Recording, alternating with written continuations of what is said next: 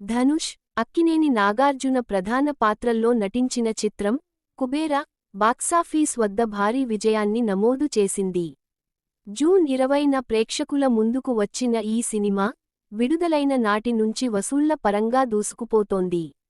తాజాగా చిత్ర నిర్మాణ బృందం వెల్లడించిన వివరాల ప్రకారం కుబేరా ప్రపంచవ్యాప్తంగా ఇప్పటివరకు రూ.100 కోట్లకు పైగా గ్రాస్ కలెక్షన్లు సాధించిందని అంచనా వేస్తున్నారు.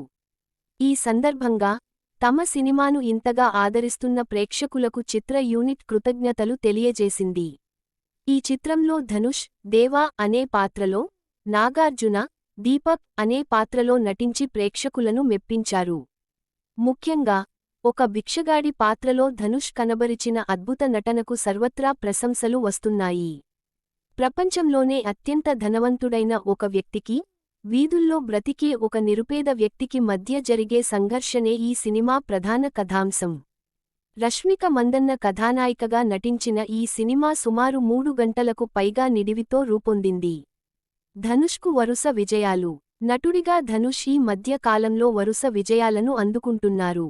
కోవిడ్ మహమ్మారి తర్వాత ఆయన నటించిన 4 చిత్రాలు 100 కోట్ల క్లబ్లో చేరడం విశేషం.